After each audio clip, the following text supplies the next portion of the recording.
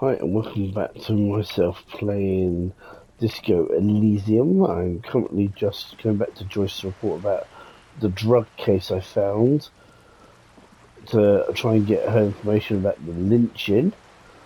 And I should let you know that I'm currently doing this with a slight handicap as I've lost the ability to save and autosave. So if I currently die, I will lose about 2 days worth. I'm on my third day without being able to save. Okay, here's Joyce. Let's see what she says. You're back. Good. What can I help you with? Not an umbrella, I hope. I don't need one myself, you see. She pats her wet raincoat. All around you, rain keeps falling down. On the wooden boards she's standing on, and on the water around you. Neither do I. Pat your similarly wet cloak. Very rugged.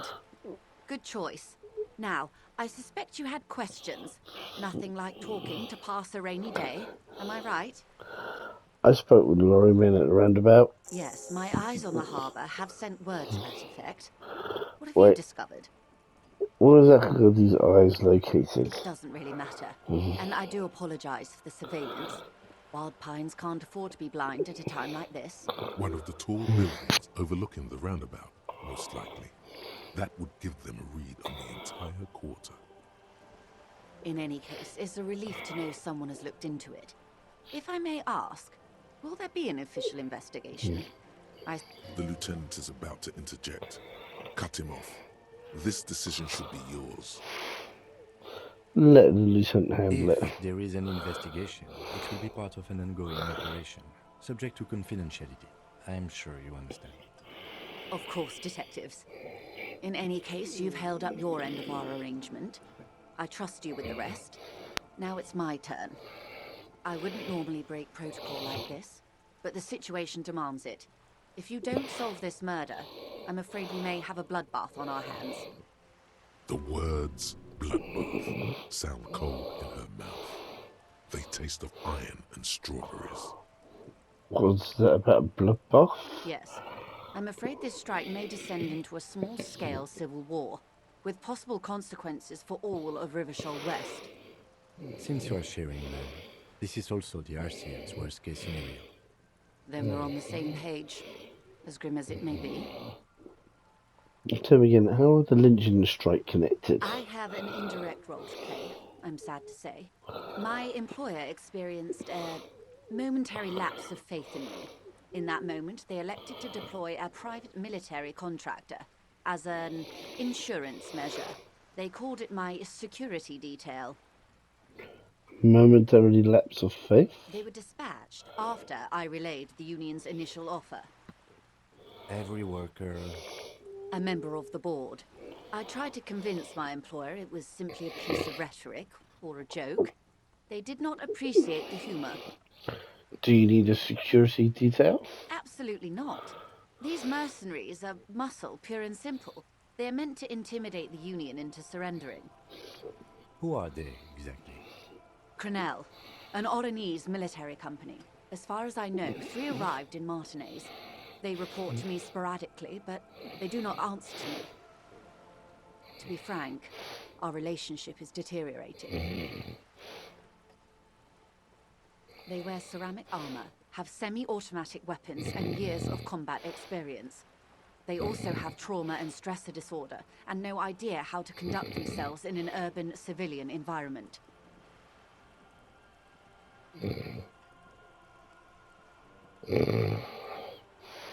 So, what happened?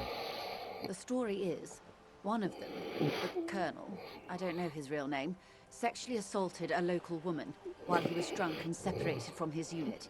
This allows some of the more militant Union members to subdue him. He was taken out behind the whirling in rags and lynched last Sunday night.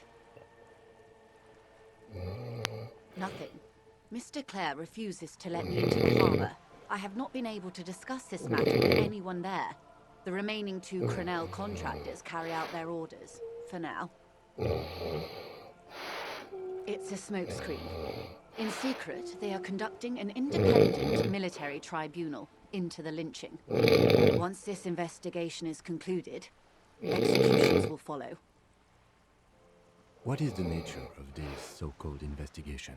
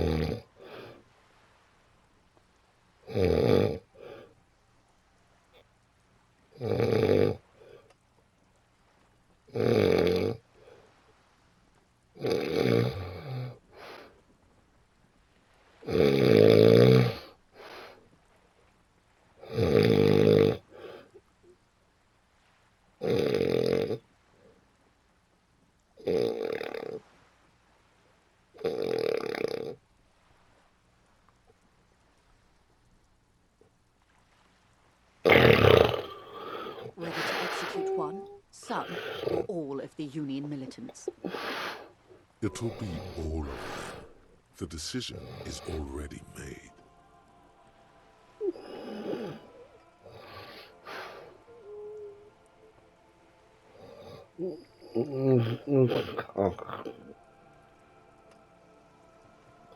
Maybe the investigation continue up. No, show resources and intelligence. Surely you're joking. These people are killers. My only hope is that yours provides a single, concrete suspect before they indiscriminately pick theirs. Simply put,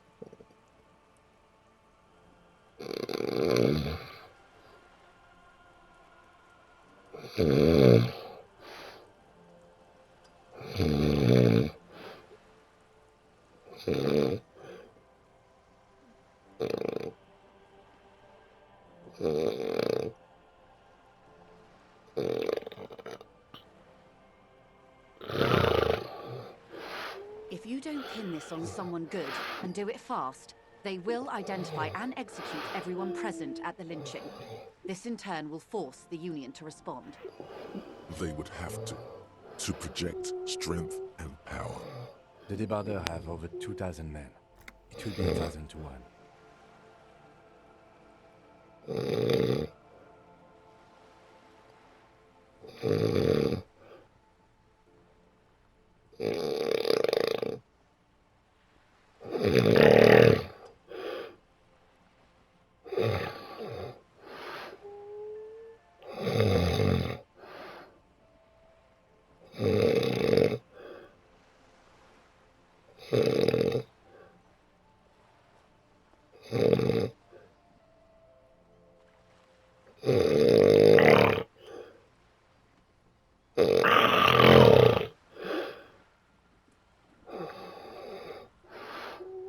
Have you ever seen a hornet invade a beehive, Lieutenant? It's not pretty. The Serai's giant hornet, the world's second largest insect, can kill 40 honeybees a minute, while a group of 30 can decimate an entire hive of 20,000 bees in less than 4 hours.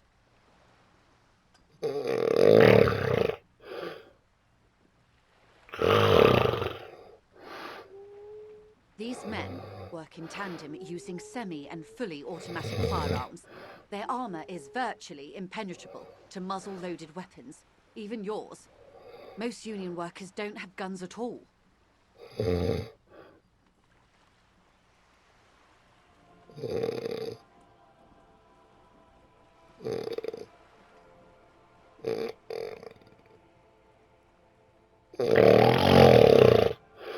The muzzle loaders need to be reloaded after every 1, 2, or in your case, 3 shots. The automatics every 1 or 2 minutes.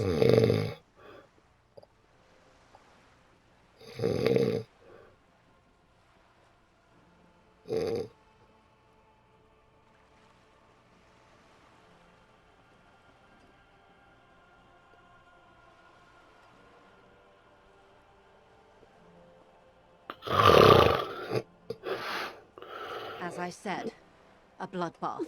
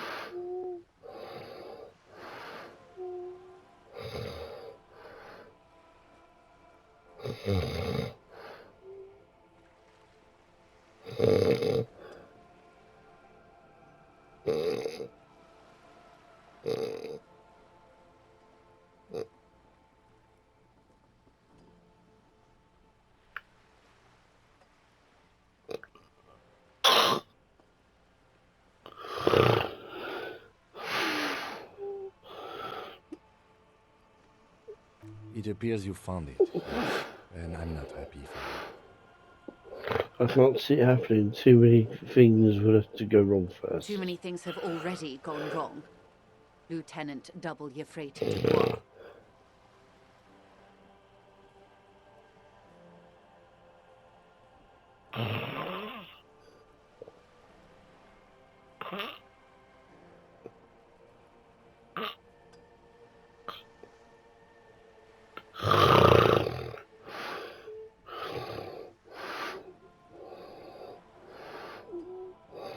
All we can do is keep that which is not from following suit.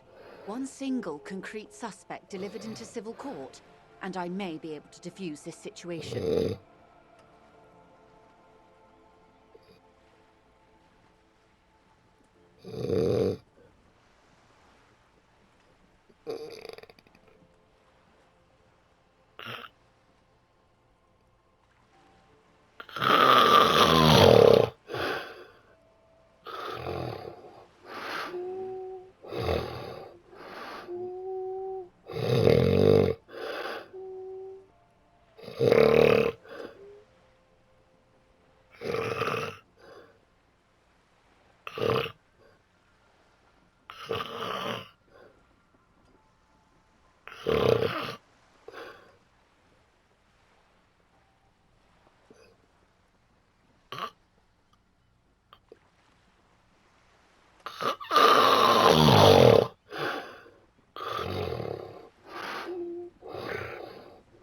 Not much. Their public resume is relatively good, as far as private military contractors go. I believe they were once called Downwell. They boast a long list of clients: Saint-Baptiste, Welchman Lorentz, Eendracht. A warning sign, however. The operations concerned all take place in third or fourth world countries. Guarding facilities, escort missions and such.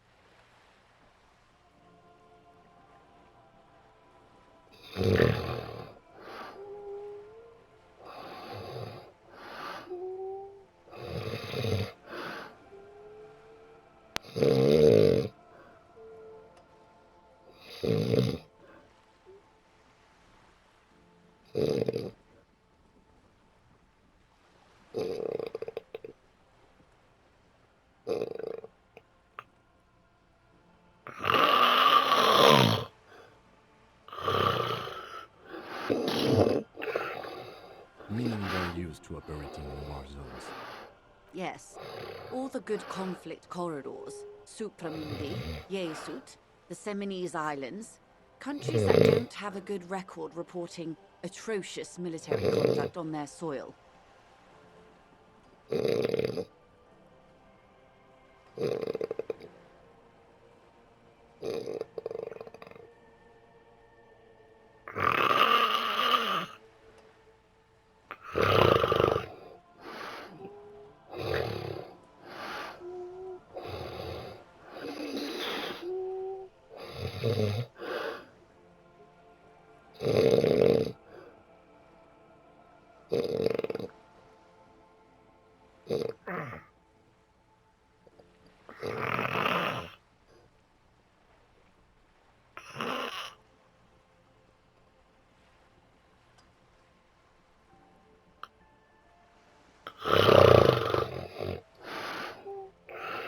Sadly, no. Before this happened, I had little interest in them. Now that I do, I don't have the resources. If you still have access to the ICP's database, you could run a better background check than I ever could. It may take some time, though.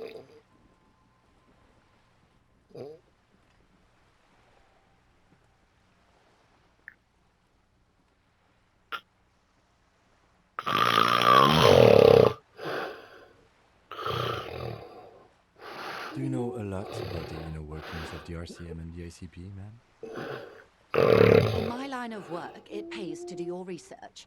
I was prepared to deal with the RCM. I did not think I'd be dealing with a group like Crenell.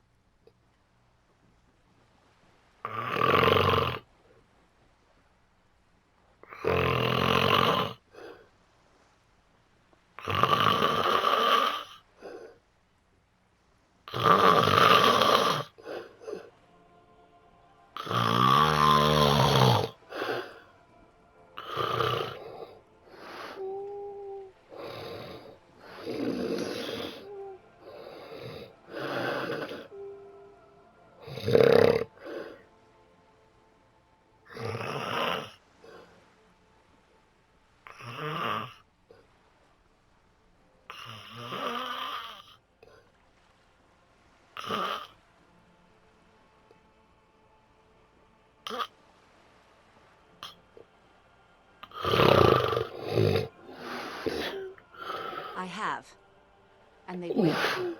However, these orders take time to reach what is basically a rogue unit out in the field here. Until they do, it's all on us. She's being truthful. She is pressing them as hard as she can.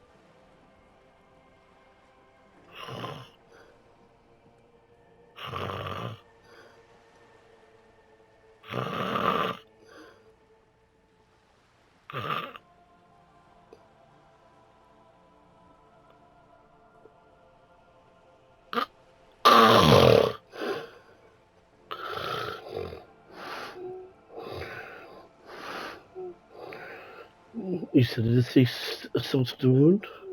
Or he didn't.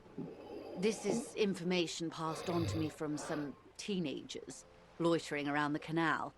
I cannot testify by it.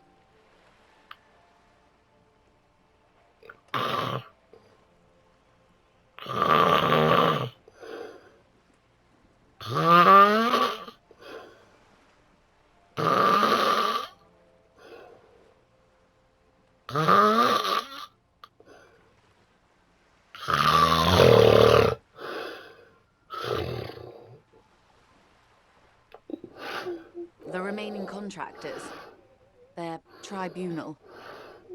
It's what they believe. That the man was killed because he assaulted a local woman. I've asked around a bit. This seems to be the accepted story around Martinez.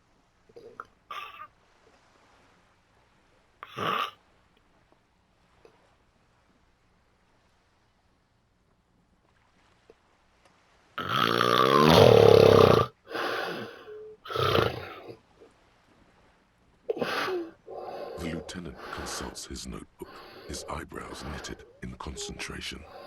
Odd. We haven't heard any reports about an assault in connection with the lynching. Where did it take place? And when?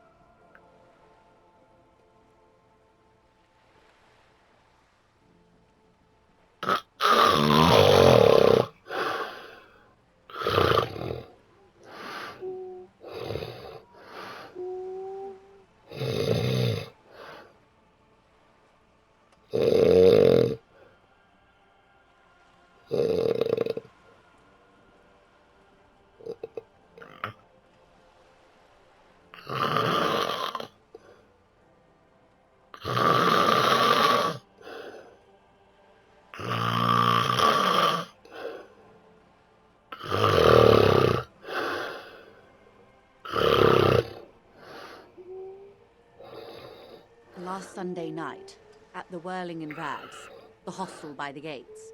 Supposedly, the Colonel was drunk, maybe on narcotics too.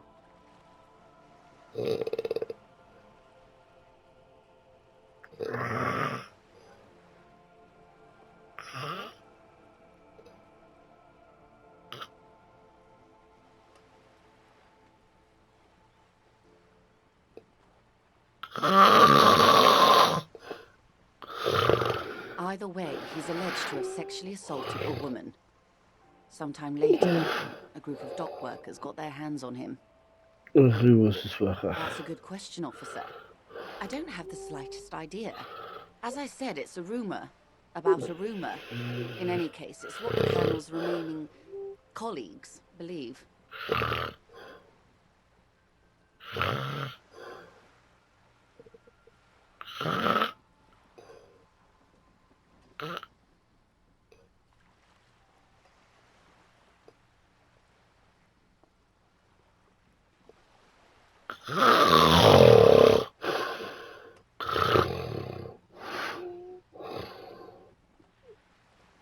This Colonel, the one who was hanged, did you know him? If you mean, did I see him alive? Yes. But I did not know him. If you mean whose name was... Lely, his service name. A nom de guerre, most likely. Wouldn't divulge his full name. Only one of them did. A bad sign if there ever was one.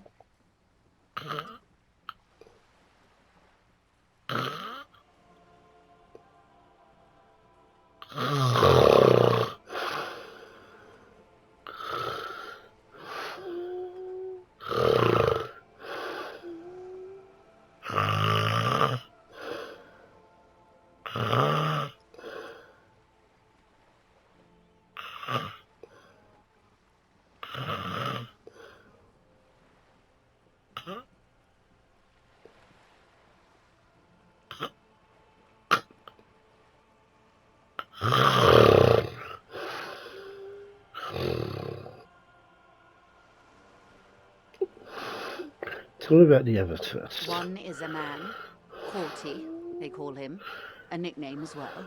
The other a woman, Phyllis DePaul. Corty is the gunner, I believe. DePaul is a radio operator.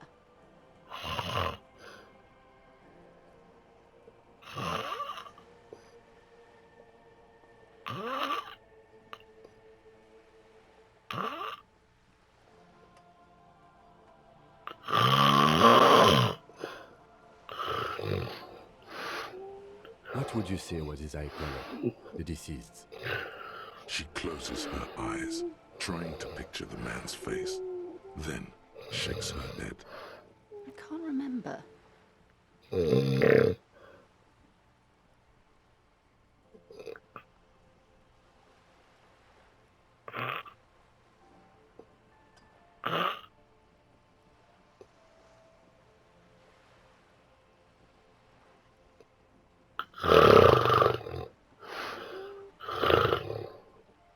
The lieutenant was testing her, asking a small detail first to see if she knew him better than she let on.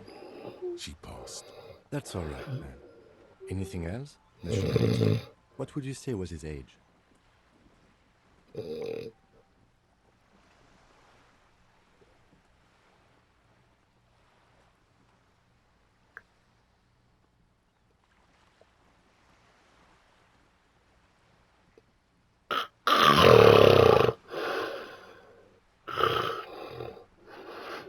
was 40 or 50. It's hard to say which. He had a combat injury on his lower jaw. It made it difficult to estimate his age or gauge his facial expressions.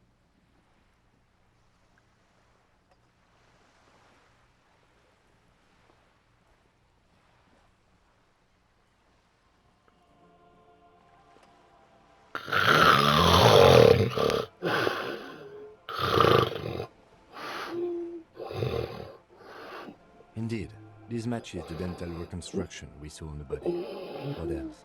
Nationality? Accent?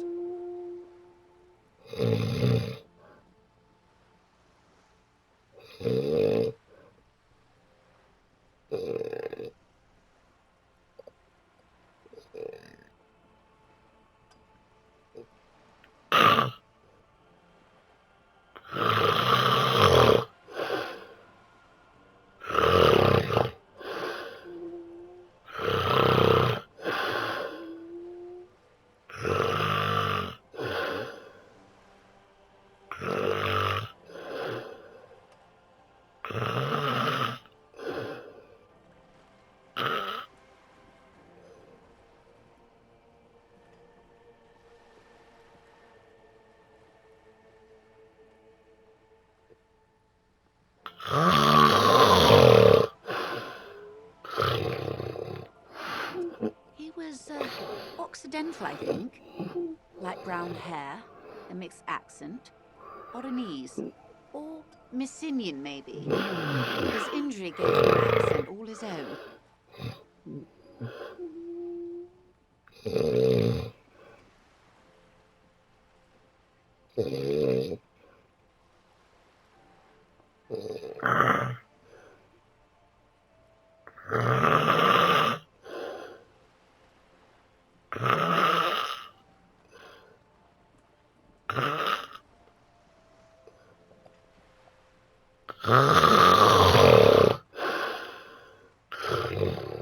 In a way, it was humanizing. He had to learn to speak through it, through the injury. That's all I know, I guess. I only met him once. Where are the remaining 2 minutes They've now? gone to ground, as it were. I don't recommend seeking them out. For one, they're almost certainly armed to the teeth.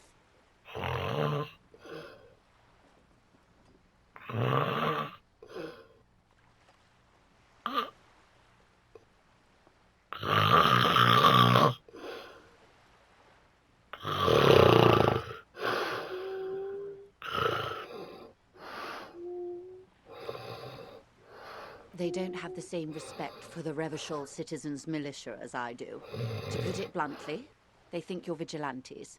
Ghetto savages. It will not be a fruitful meeting.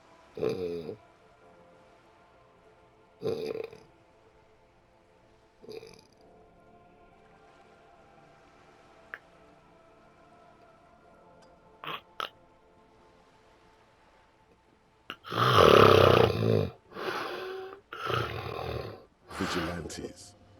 You're a professional officer of the only legitimate authority in Revachol.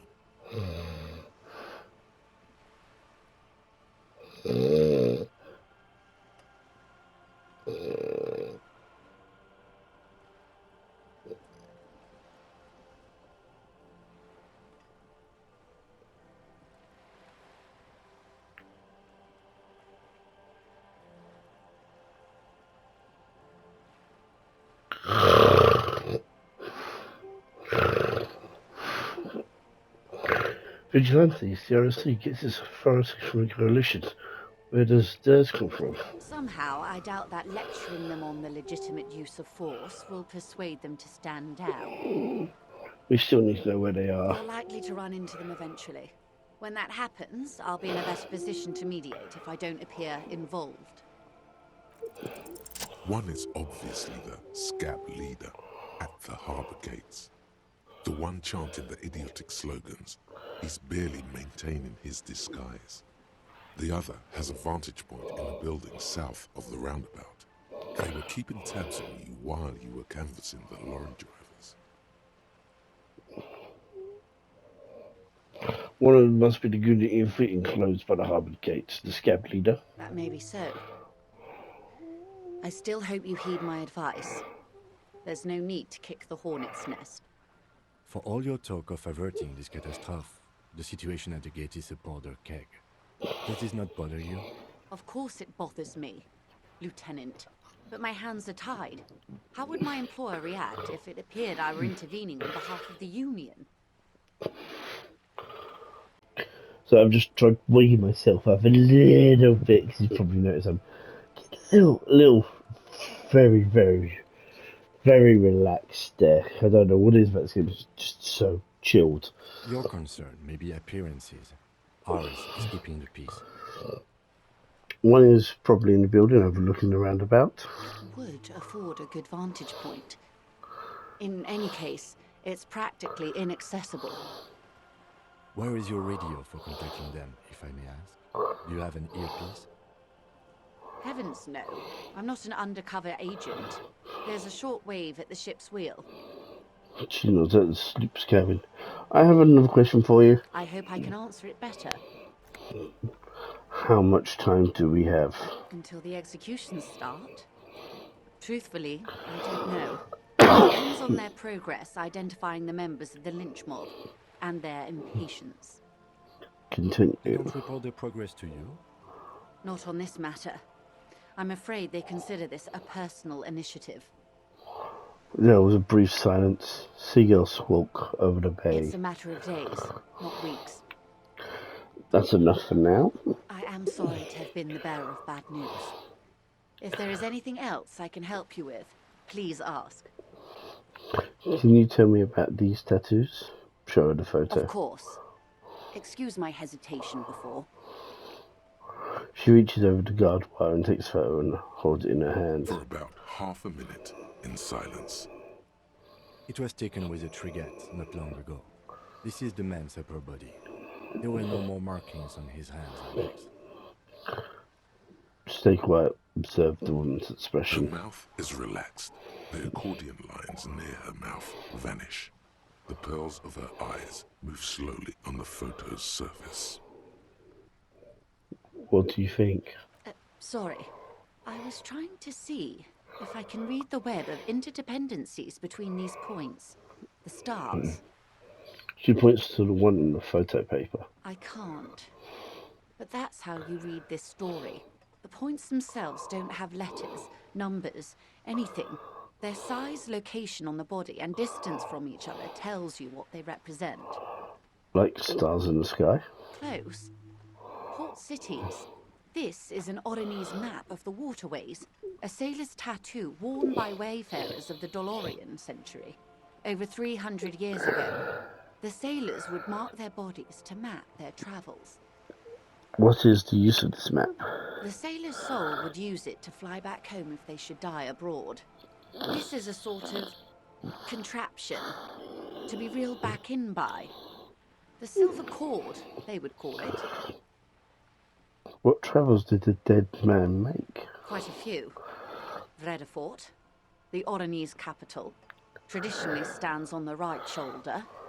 She points to the He photo. started somewhere near here, I think. What next? Then he made his way to the Pretto Grande, through what I think must be the Stutz Canal, an artificial channel through the Occident. From the Pretto, he sailed to the Insulindic Ocean, first the Semines Islands, then this. What Revachol. was that? Those are the two constants. Vredefort on the shoulder, and Revachol in the heart. They started the tradition of these maps right after the discovery of Insulinde, at the dawn of the Inter-Islary Age. The old world passing by, and the new world already here. You said you can't read it. I can't. This man was no sailor, and these are no ports. I can understand geographic fragments, but not their meaning. In Martinez, looking into Krenel, he writes in one. Then the man puts down his pen and rubs his temples with both hands. Outside, there is a siren. Distant gunshots on the streets of the Jamrock Quarter. This man is no brother of mine, but this is his service history. That makes sense to me.